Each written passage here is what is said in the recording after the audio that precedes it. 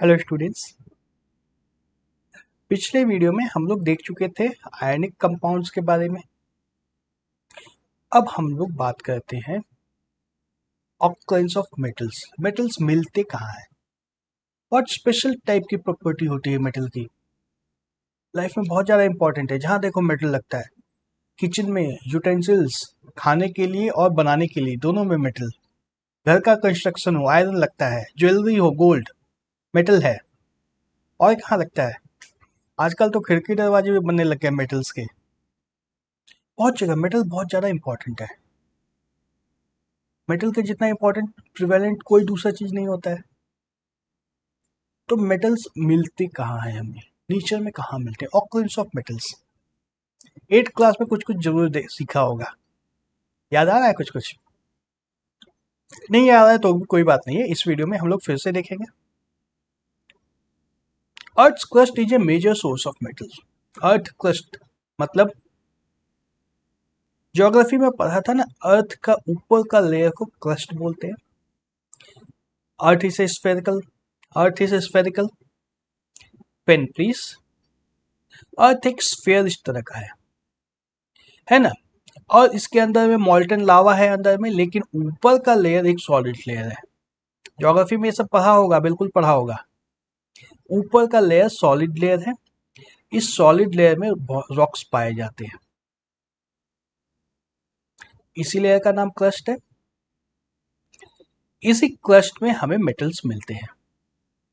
Metals earth crust में मिलते हैं, मतलब Rocky layer, Rocky outer covering of the earth, उसमें मेटल्स मिल जाते हैं हमें। और भी कहीं मिल सकते हैं क्या? मेटल सॉलिड है, मेटल सॉलिड है, क्रस्ट में तो मिल जाता है। और कोई ऑप्शन है क्या मेटल के पास? और क्या ऑप्शन हो सकता है, सोचो। एक जगह और मिलता है मेटल, क्रस्ट के अलावा भी एक जगह और मिलता है। कहाँ? सी वाटर। सी वाटर में कैसे आएगा metal? Sea water also contain some soluble salts. अच्छा, लिख ही दिया। उसमें सॉल्युबल सॉल्ट्स होता है। आयन मेटल्स के जितने भी कंपाउंड होते हैं नॉन मेटल्स के साथ, उनको सॉल्ट बोलते हैं। लैब में हम लोग एसिड बेस का रिएक्शन कराते हैं तो सॉल्ट मिलता है। नेचर में कैसे भी बन सकता है, बहुत सारे सोर्सेस हो सकते हैं सॉल्ट के। तो मेटल और नॉन मेटल के कंपाउंड जो होते हैं ना सॉल्ट, जैसे सोडियम क्लोराइड, मैग्नीशियम क्लोराइड, हम लोग अभी पिछले वीडियो में ही बात किए थे। ये सारे कंपाउंड्स आयनिक होते हैं। आयनिक होते हैं तो पानी में डिसॉल्व हो जाते हैं। और सी वाटर क्या है? पानी है, तो इसमें डिसॉल्व किए हुए मिलते हैं। वैसे भी पता है ना, सी का पानी, समुद्र का पानी खारा होता है, नदियों का पानी मीठा होता है, समुद्र के पानी में बहुत ज्यादा नमक होता है। सोडियम क्लोराइड हम लोग वहीं से निकालते हैं। सोर्स ऑफ सोडियम क्लोराइड हम लोग अभी पढ़े थे ना इसी चैप्टर में। सी वाटर से ही सोडियम क्लोराइड को निकाला जाता है। तो sea water contains so many salts. Sodium chloride, magnesium chloride, ये क्लोराइड, वो क्लोराइड, बहुत सारे सॉल्ट्स आते हैं। और उसमें से फिर हम लोग एक्सट्रैक्ट कर सकते हैं मेटल को। तो दो सोर्स हो गए, दो सोर्स हो गए। पहला सोर्स सॉलिड फॉर्म है जो क्रस्ट में मिलेगा, और दूसरा लिक्विड फॉर्म है जो सी वाटर में डिसॉल्व मिलेगा। फिर elements of compounds which occur naturally in Earth's crust are known as minerals. Minerals बहुत इंपॉर्टेंट वर्ड है ये नेचुरली ऑकरिंग एलिमेंट और कंपाउंड है। एलिमेंट हो सकता है या कंपाउंड हो सकता है, लेकिन मिनरल है मतलब नेचर में मिल रहा है, नेचर से हम लोग निकाल रहे हैं। इकोनॉमिक्स में पढ़ा होगा, सेकेंडरी सेक्टर एक्टिविटी में माइनिंग होती है। जो चीज माइन से निकलती है उसको मिनरल बोलते हैं। तो मिनरल से जिनको माइन से जो चीज निकाली जाती है अर्थ की खुदाई करके, उसको हम लोग मिनरल्स बोलते हैं। तब यहाँ पे देखो, मिनरल्स बोल तो दिया, ठीक है, मिनरल निकलता है, लेकिन नेचर में मिल रहा है, तो ऐसा तो नहीं है कि कहीं पे कोई प्यूरिफाई करके एकदम प्योर फॉर्म में रखा हुआ होगा। नहीं है ना, प्योर फॉर्म में रखा हुआ नहीं रहता है। मिनरल है, अर्थ से निकाल रहे हैं, मतलब उसमें बहुत सारी चीजें मिक्स होंगी। नेचुरल सी बात है। अब अंडरग्राउंड वाटर भी निकालते हैं, उसमें हम लोग तो बहुत सारे सॉल्ट्स मिले हुए एक्स्ट्रा मिल जाते हैं। तो अर्थ से जो भी चीज निकालते हैं उसमें बहुत सारी चीजें जिसकी हमें जरूरत ना हो, वो भी मिक्स होके निकल जाती है। मिनरल के साथ भी ऐसा ही है, इसमें बहुत सारी अनवांटेड चीजें आ जाती हैं। तो at some places mineral contain very high percentage of a particular metal and these metals can be profitably extracted from it। कहीं कहीं पे ऐसा होता है।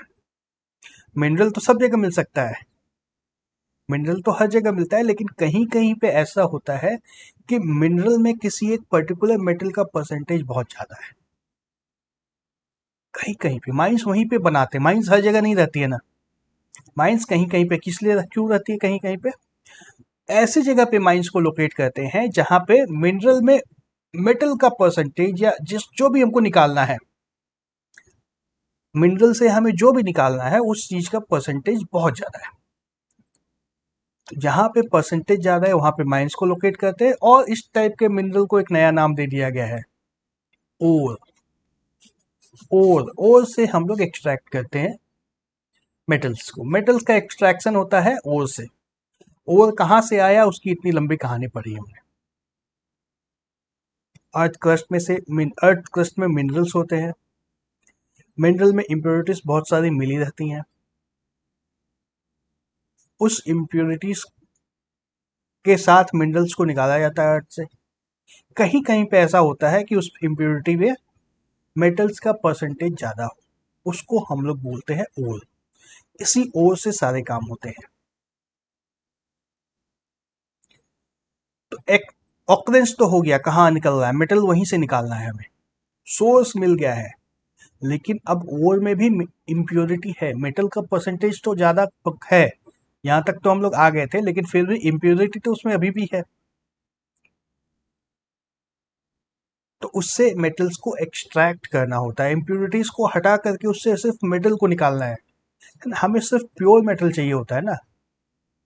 गोल्ड ऑर्नामेंट कोई बना रहा है, उसके बीच में एक छोटा सा कंकड़ लगा रहेगा तो कैसा होगा, नहीं हो सकता ऐसा। लोहे से हमें काम है, उसके बीच में एक नॉन मेटल घुस गया है, तो उसकी सीट कैसे बनेगी, प्योर मेटल चाहिए होता है। तो एक्सट्रैक्शन ऑफ मेटल्स में हम लोग पढ़ते हैं उस ओर से प्योर मेटल को कैसे एक्सट्रैक्ट करते हैं। कैसे एक्सट्रैक्ट करते हैं, इसमें सबसे पहले आता है some metals are found in earth crust in free state. Free state मतलब कोई उसका कंपाउंड नहीं रहता है, एकदम प्योर मेटल रहता है वो। मेटल का कंपाउंड नहीं, इसका मतलब ये नहीं है कि उसके अंदर इम्प्योरिटी नहीं है, मेटल का कोई कंपाउंड नहीं बना है, मेटल अकेला है। जैसे एक आयरन नेल लेते हैं तो अलग से आयरन नेल ही है ना, उसके अंदर कोई कंपाउंड नहीं है, नहीं है। तो वैसे फ्री स्टेट मतलब मेटल के अंदर कोई मिलावट नहीं है, मेटल ऑलमोस्ट प्योर है, कोई कंपाउंड भी नहीं बना हुआ है। लेकिन वो दबा हुआ तो मिट्टी में ही है ना, तो साथ में मिट्टी धूल ये सब तो निकल जाएगा उसके साथ। तो फ्री स्टेट का मतलब है कि प्योर नहीं है, फ्री स्टेट का मतलब है कि कंपाउंड नहीं बना हुआ है। Some metals are found in earth crust in free state, some metals are found in the form of compounds. कौन से मेटल कंपाउंड बनाएंगे, कौन से फ्री स्टेट में मिलेंगे, कुछ गेस मार सकते हैं क्या। बिल्कुल मार सकते हैं, हमने रिएक्टिविटी सीरीज देखी है, जिसका रिएक्शन कम होता है, जो रिएक्टिविटी सीरीज में नीचे आते हैं वो फ्री स्टेट में मिलेंगे, और जो रिएक्टिविटी सीरीज में नीचे आते हैं वो फ्री स्टेट में मिलेंगे, जो रिएक्टिविटी सीरीज में ऊपर आते हैं वो कंपाउंड के फॉर्म में मिलेंगे। जो रिएक्टिव है वो रिएक्ट कंपाउंड बनाता है। Metals at the bottom of the activity series are least reactive, they are often found in free state. ऐसे कौन से मेटल्स होते हैं, नीचे वाले metals, gold, silver, platinum, copper तक मिल जाते हैं फ्री स्टेट में, कॉपर से ऊपर वाले कोई मेटल फ्री स्टेट में नहीं निकलते हैं, है ना। रिएक्टिविटी सीरीज एक बार रिवाइज कर लो, फिर से देख लो, नीचे से चौथे नंबर पे कॉपर आता है ना, कॉपर से नीचे वाले सारे मेटल्स फ्री स्टेट में मिलते हैं, कॉपर से ऊपर वाले मेटल कंपाउंड बना लिए रहते हैं। Copper and silver also found in combined state as sulphide और ऑक्साइड ओर्स। देख रहे हो, कॉपर और सिल्वर भी रिएक्ट कर जाते हैं, कंपाउंड बना देते हैं, लेकिन कभी कभी फ्री स्टेट में भी मिल जाते हैं। और बाकी ऊपर वाले metals top of the reactivity series में कौन कौन आते हैं, potassium, sodium, calcium, magnesium, aluminium, they are so reactive that they are never found in nature as free elements. इतना ज़्यादा एक्टिव है, इतना ज़्यादा एक्टिव है, कभी रुकता ही नहीं है फ्री स्टेट में, तुरंत जाके रिएक्शन हो गया। तो इन लोग को हम लोग कभी भी फ्री स्टेट में नहीं पा सकते हैं, इनको कंपाउंड से निकालना होगा। ये सब फ्री मिल जाएंगे, फ्री स्टेट में मिल जाएंगे, लेकिन फिर भी प्यूरिफाई तो करना होता है, गंदगी दूसरी सब जो मिक्सचर होती है उसको निकालना होता है। और कॉपर सिल्वर तो दोनों में मिल जाते हैं, कहीं फ्री भी है कहीं कंपाउंड भी है, जिस पे भी हो उसकी सफाई की जरूरत होती है। Metals in the middle of the reactivity series such as zinc, iron, lead are moderately reactive. बीच में है तो moderate ही है, बहुत ज़्यादा हाई भी नहीं है, बहुत लो भी नहीं है। These are found in Earth's crust as sulfide, oxide और carbonate. ऑक्साइड, सल्फाइड और कार्बोनेट, जनरली और इसी तीनों फॉर्म में मिलते हैं, ऑक्साइड, सल्फाइड या कार्बोनेट। देखो हम लोग अब इन सब के ओर्स की बात नहीं कर रहे अभी, potassium, sodium, calcium, magnesium, aluminium, इन सब के ओर्स की बात नहीं कर रहे, इन सब के बहुत सारे फॉर्म में निकल सकते हैं। जो मॉडरेटली एक्टिव मेटल्स है, जिंक है, आयरन है, लेड है, ज्यादा कंजम्पशन भी इसी का है, बहुत ज्यादा यूज होता है इन्हीं सब का। लेड कहाँ लगता है? लेड स्टोरेज बैटरी पढ़ा था, बैटरी में लेड लगता है। आयरन तो सब जगह लगता है। जिंक का भी बहुत ज्यादा यूज होता है, ज्यादा यूज इन्हीं सब मेटल्स का होता है, और ये मिलते हैं ऑक्साइड, सल्फाइड या कार्बोनेट के फॉर्म में। यहाँ पे ध्यान देना है, ores are of many metals are oxides. जो भी मेटल है जनरली ऑक्सीजन के साथ रिएक्ट करके ऑक्साइड बना देता है। क्यों भाई, सबको ऑक्सीजन से रिएक्ट करने की क्या खुजली मची रहती है? Because oxygen is the very reactive element and is very abundant in earth. सिर्फ एटमॉस्फेयर में ऑक्सीजन नहीं है, अर्थ क्रस्ट में भी ऑक्सीजन बहुत ज्यादा है और बहुत ज्यादा रिएक्टिव भी है। तो ऑक्सीजन रिएक्टिव भी है और अवेलेबल भी बहुत ज्यादा है, तो वही ना रिएक्ट करेगा सबसे, इसलिए ऑक्साइड में मिल जाते हैं। Thus, on the basis of reactivity series, we can group metals into 3 categories. क्या कैटेगरी हो सकते हैं? टॉपर्स, मिड एवरेज और बैक बेंचर्स, सेम। लो reactivity, back benchers. Medium reactivity, average, toppers. High reactivity, कभी शांत ना बैठने वाले। तो इन सब की इसी के आधार पे मेटल्स का हम लोग एक्सट्रैक्शन का प्रोसेस देखेंगे। तो एक्सट्रैक्शन में बहुत सारे स्टेप्स होते हैं। सबसे पहले तो कैटेगराइज कर दिया हमने 3 पार्ट में। हाई रिएक्टिविटी मेटल्स है एंड ओर, अर्थ क्रस्ट से जो निकला है ओर। मिनरल्स को छोड़ दिया, अब हमने ओर की बात की है। ओर एक जो अर्थ से निकला है उसको लिया। एक सबसे पहले उसका कॉन्सेंट्रेशन ऑफ ओर करते हैं। अर्थ से जो भी निकला ओर, उसके साथ भी तो मिट्टी निकल ही जाएगी ना, अर्थ में से निकालना है तो मिट्टी तो उसके साथ मिक्स होगी। सबसे पहले उस मिट्टी को बाहर निकालना रहता है। इस प्रोसेस को बोलते हैं हम लोग कॉन्सेंट्रेशन ऑफ ओर। जो भी ओर है उसके साथ सबसे पहले हमें कॉन्सेंट्रेशन करना पड़ता है। कॉन्सेंट्रेशन करने के बाद किस तरह का मेटल का ओर है उस हिसाब से उसको एक्सट्रैक्ट करने का प्रोसेस होगा। High reactivity metals, high reactivity metals, इसको इलेक्ट्रोलिसिस करके हम लोग प्योर मेटल निकालते हैं। क्या होता है प्रोसेस हम लोग देखेंगे, क्या होता है हम लोग देखेंगे, लेकिन अब यही समझना है कि जो हाई रिएक्टिविटी मेटल्स है उससे इलेक्ट्रिसिटी पास करवा देते हैं और तब हमें फ्री मेटल, प्योर मेटल मिल जाता है। और least reactive, low reactive metal जो है, low reactive metal generally sulphide के फॉर्म में मिलता है। सल्फाइड को रोस्ट करते हैं मतलब गर्म करते हैं। सल्फाइड को गर्म कर दिया तो ऑक्सीजन, सल्फर उसका निकल जाता है, ऑक्सीडाइज हो जाता है। सल्फर ऑक्सीडाइज हो जाता है, बचा रह जाता है मेटल। मेटल को फिर प्यूरिफाई कर लेते हैं। ये सिंपल प्रोसेस है ना। रोस्टिंग है, रोस्टिंग में सिर्फ उसको गर्म करना है। ये इलेक्ट्रोलिसिस तो सबसे कॉम्प्लेक्स प्रोसेस है। सबसे कॉम्प्लेक्स इलेक्ट्रोलिसिस का है, सबसे सिंपल है ये वाला। बीच में सारी कहानी होती है, यही ज्यादा दिमाग लगाने वाला होता है। मीडियम रिएक्टिविटी मेटल्स, इसके दो तरह के ओर होते हैं, या तो कार्बोनेट मिलता है या सल्फाइड मिलता है। या तो कार्बोनेट भी ऑक्साइड को भी गिन सकते हो, या तो कार्बोनेट या सल्फाइड। कार्बोनेट है तो उसको कैल्सिनेशन करते हैं, और सल्फाइड है तो उसको रोस्ट करते हैं। सल्फाइड को रोस्ट करते हैं, कार्बोनेट को कैल्सिनेशन करते हैं, तो हमें मिल जाता है ऑक्साइड, मेटल ऑक्साइड मिल जाता है। फिर मेटल ऑक्साइड को रिड्यूस करके मेटल निकालते हैं, फिर उस मेटल को प्यूरिफाई किया जाता है। बड़ा कॉम्प्लेक्स सा पिक्चर है, समझ में नहीं आ रहा है, कोई बात नहीं। इसी पिक्चर के ऊपर हम लोग अभी आगे बहुत दिनों तक बात करेंगे, बहुत बात करनी है इसके ऊपर, समझ में आ जाएगा, अभी घबराना नहीं है। एक रफ आइडिया देख लो। रफ आइडिया यही है कि हाईली रिएक्टिव मेटल्स जो होते हैं, top of the reactivity series, उनका इलेक्ट्रोलिसिस होता है और हमें प्योर मेटल मिल जाता है। जो लीस्ट रिएक्टिव मेटल होते हैं उनके सल्फाइड ओर को रोस्ट किया जाता है, फिर हमें मेटल मिलता है, फिर उस मेटल को प्यूरिफाई करना पड़ता है, ठीक है। और मीडियम रिएक्टिविटी वाले जो ओर होते हैं, ये दो तरह के होते हैं, एक कार्बोनेट होता है, एक सल्फाइड होता है। कार्बोनेट है तो उसको कैल्सिनेशन किया जाता है, सल्फाइड है तो उसको रोस्टिंग की जाती है। दोनों ही से हमें मिलता है ऑक्साइड, फिर ऑक्साइड को रिड्यूस करके मेटल बना दिया जाता है, मेटल को फिर प्यूरिफाई किया जाता है। समझ जाओगे, घबराना नहीं है अभी। तो सबसे पहले हमारा क्या आता है, एनरिचमेंट ऑफ द ओर। जो ओर अर्थ से निकला है उसमें से सिर्फ ओर लेना है, बाकी चीजों को निकाल देना है। Ores mined from the earth are usually contaminated with large amount of impurities such as soil, sand, etc.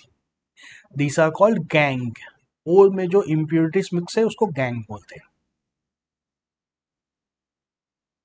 These impurities must be removed from the ore prior to extraction.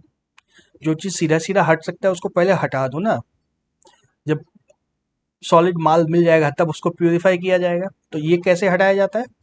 Process of removal of gangue from the ore is based on difference between physical and chemical properties of the ore. और इसमें बहुत सारी techniques लगाई जा सकती है, different techniques are applied accordingly. देखेंगे हम लोग, सब देखेंगे।